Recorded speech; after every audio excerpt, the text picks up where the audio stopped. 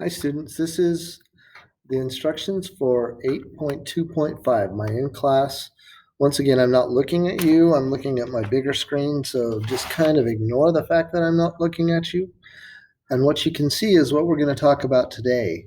First thing we're going to see is, look, we did some of these yesterday in 8.2.4, but I'm just going to go ahead and create a scaled factor. Well, watch what I can do with this little activity.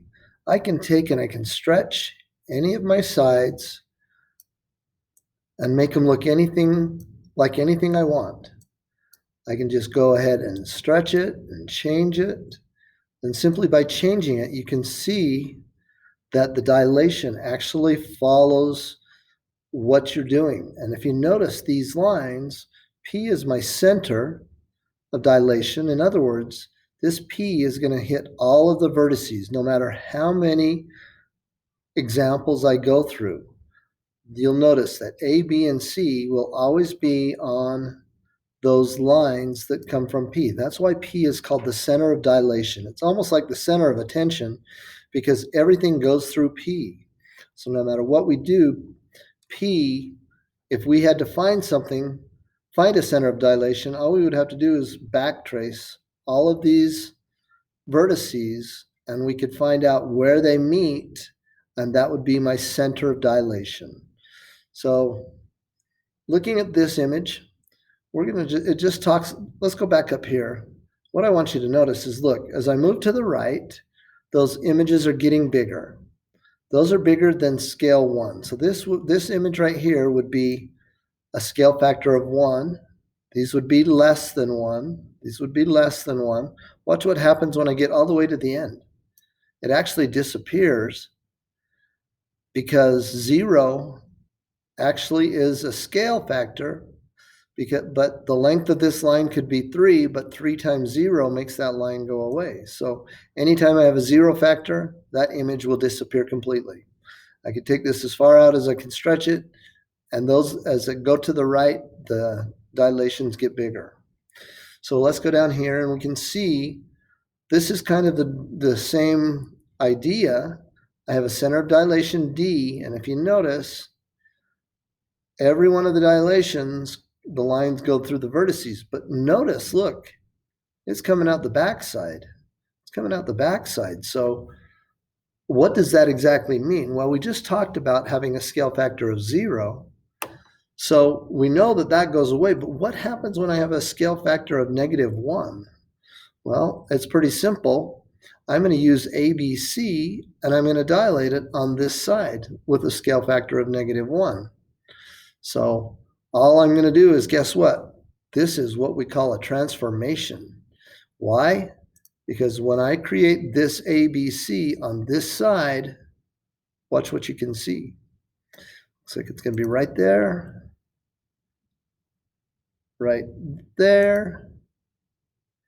and right there. So now let's connect my points. Looks like this one should actually be about right there. Notice this is A prime, this is B prime, this is C prime. But what do you see when you compare it to this image? A negative dilation actually becomes a mirrored image. A negative dilation actually will become a mirrored image. So as we go to the homework for the day, what I want you to see, first thing you're going to do is you're going to copy this image into your editing software. And I've done that already, so I'm going to go ahead and open it up, and I'm going to show you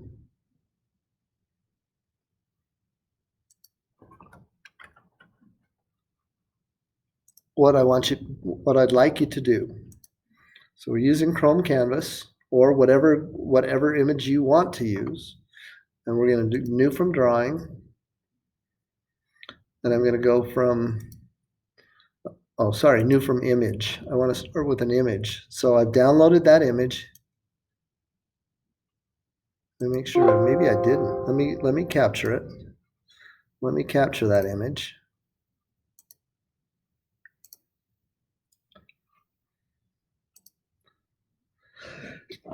excuse me.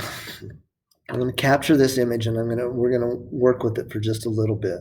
So here's my cutout tool, a little different than yours. You'll just do a screenshot, but get that whole image.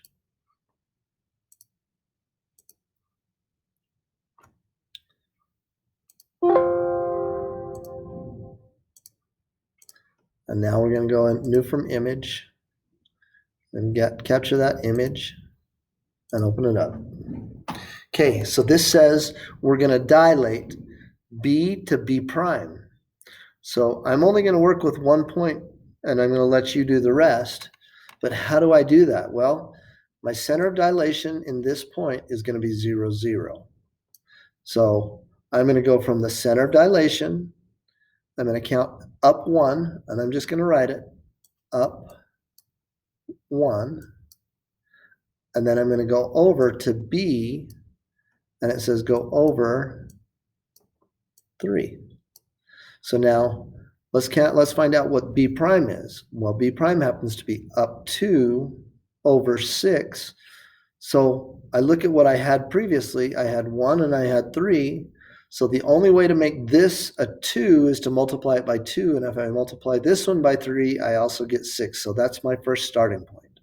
Now I'm going to do the same thing. I have to go back to home. I'm going to go down 1, and I'm going to go over 1. I already know my dilation factors. I know it's a 2. So now I'm going to multiply both of these numbers by 2. So I get 2 down, starting back at home again, 1, 2, and then 2 over, 1, 2. This becomes my C prime. Now I'm going to let you figure out D and A and then connect the points. So here's the first start. And then once you finish it, take a screenshot of it and save it for me into the homework. And now we're back to here. We finished that. So check this one out. This one says, this is very similar to the little activity we did at the very beginning. Find the dilation center. So if I were to draw a line to go through here, notice it's going to continue out here. We'll do the same thing with this. We'll start here, go through every vertice, and where they meet is going to be my center of dilation. So it should be someplace out in here. Okay, then I want you to go ahead and think about what's happening. The best way to do this is measure the sides. Measure the sides. I'm going to go back to my little screen, my little drawing screen, if I can find it here.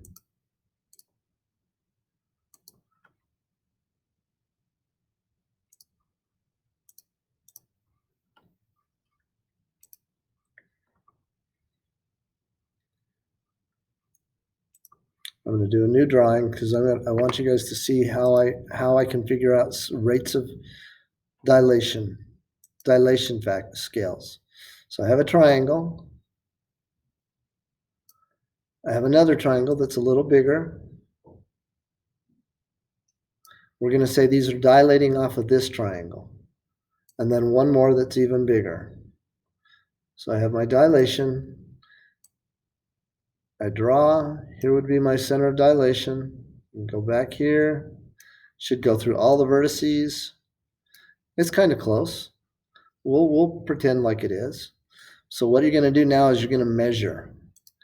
I want you to measure this line right here, this line right here, and this line right here. Once you get a measurement, we're going to take and we're going to say one of these is the original.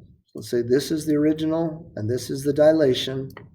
So how do we find out what the dilation is? Well, the way I do it is I always put the finish number,